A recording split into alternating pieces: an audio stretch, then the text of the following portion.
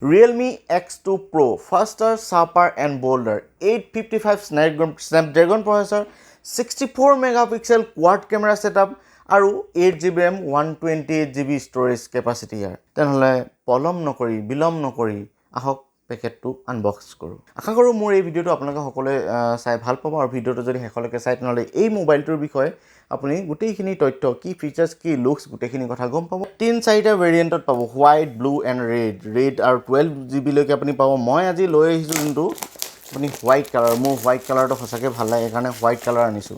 31990। এতিয়া যদি অনলাইনত কিনে ইমানটোতে কিনিব লাগিব, অফলাইনত কিনিলে ইয়াতকৈ বেছিহে দাম হ'ব লকডাউনৰ কাৰণে।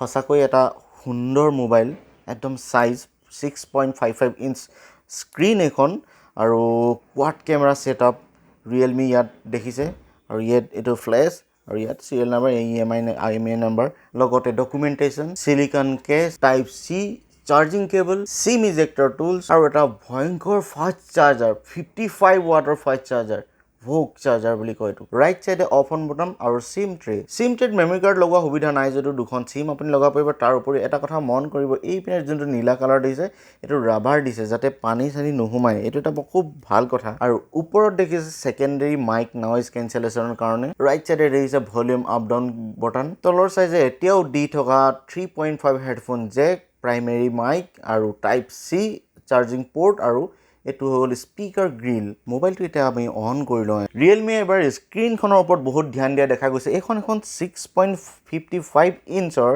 ফুল HD প্লাছ স্ক্ৰীন, যোনখন 1080p ফুল HD হয়, 90 হাৰ্টজ ৰিফ্ৰেছ ৰেট, তাৰ উপৰিও 1000 নিটছ আছে। ব্ৰাইটনেছৰ ক্ষেত্ৰত আপুনি ফ্ৰেণ্ডছ যিমান আপুনি ব্ৰাইটনেছত যাওক বা যিমানে পোহৰ থকা জেগাত যাওক আপুনি এই মোবাইলটোত কেতিয়াও ব্ৰাইটনেছৰ ক্ষেত্ৰত আপুনি প্ৰব্লেম নাপাব। Super AMOLED স্ক্ৰীন, 402 ppi আৰু গৰিলা গ্লাছ সাপোৰ্ট দেখিবলৈ পাব এই স্ক্ৰীনখন সঁচাকৈ বহুতেই ধুনীয়া লাগিছে মোৰ, য'ত আপুনি কোনো প্ৰব্লেম নহ'ব। চিনেমা হওক, গেম খেলা হওক বা আনবোৰ যি কাম কৰে গোটেইখিনিতে পাৰফেক্ট এইটো হ'ব। কেমেৰা লাইনআপৰ কথাটো নকলেতো নহবই।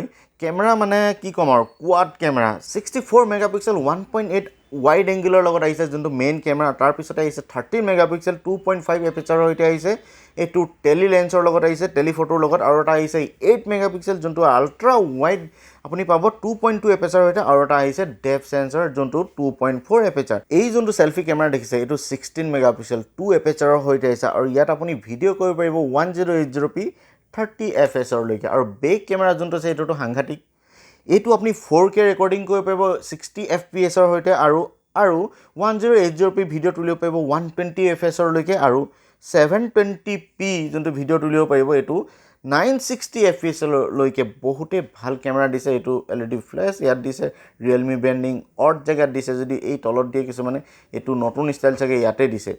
এতিয়া আহক ইয়াত সফটওয়্যাৰ কেনেকুৱা কি আছে লাগি আছে অকণমান কথা পাতোঁ। গেমিং ফোন বা ফোন বুলি ক'লে যোনখিনি আজিকালি ইউথে লয় বা অকণমান দামী 20-30 হাজাৰ, তেওঁলোকে মেইন চাব প্ৰচেছৰ ইয়াত কি লাগি আছে জানেনে? কোৱালকম স্নেপড্ৰেগন প্ৰচেছৰ 855 যোনটো অক্টাকোৰ প্ৰচেছৰ, বহুত হাই কোৱালিটিৰ পাৰফৰ্মেন্স বুলি জনা যায়। আৰু 8GB RAM আৰু ইয়াত 12GB ৰেমৰ ভেৰিয়েণ্টৰ এটা আছে আৰু ষ্ট'ৰেজ 128GB আৰু 256GB লওঁ বুলি ক'লে ল'ব পাৰে।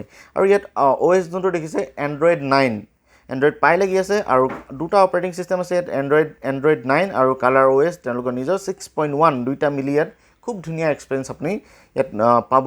বেটাৰী ফ্ৰেণ্ডছ 4000 mAh, গোটেই দিনটো ধুনীয়াকৈ চলিব। তাৰ উপৰিও মেইন কথা হৈ গ'ল কি 50 ওয়াটৰ ভোক চাৰ্জাৰ, যোনটোৱে আপোনাৰ মোবাইলটো এই 4000 যোনটো mAh বেটাৰী আছে 30 মিনিটৰ চাৰ্জ কৰি দিব। আৰু ফোনটোত ব্লুটুথ 5 টেকনলজি ইউজ কৰা হৈছে। স্পিকাৰটো দেখিছেনে ফ্ৰেণ্ডছ, এক লানি ইয়াৰ পৰা ইয়ালৈকে দেখিছে যোনটো এইটো স্পিকাৰ হয় আৰু তলতো এটা স্পিকাৰ গ্ৰিল দেখিব পাইছোঁ।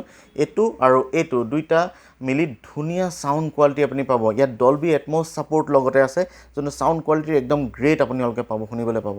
ফ্ৰেণ্ডছ এই মোবাইলটো আপোনালোকে কেনেকুৱা লাগিলে বা আপোনালোকে ইউজ কৰি আছে নেকি? যদি আপোনালোকে ইউজ কৰি আছে তেনেহ'লে মোক ইয়াৰ এক্সপিৰিয়েঞ্চৰ বিষয়ে লিখিব নাপাহৰিব মোৰ কমেণ্টত।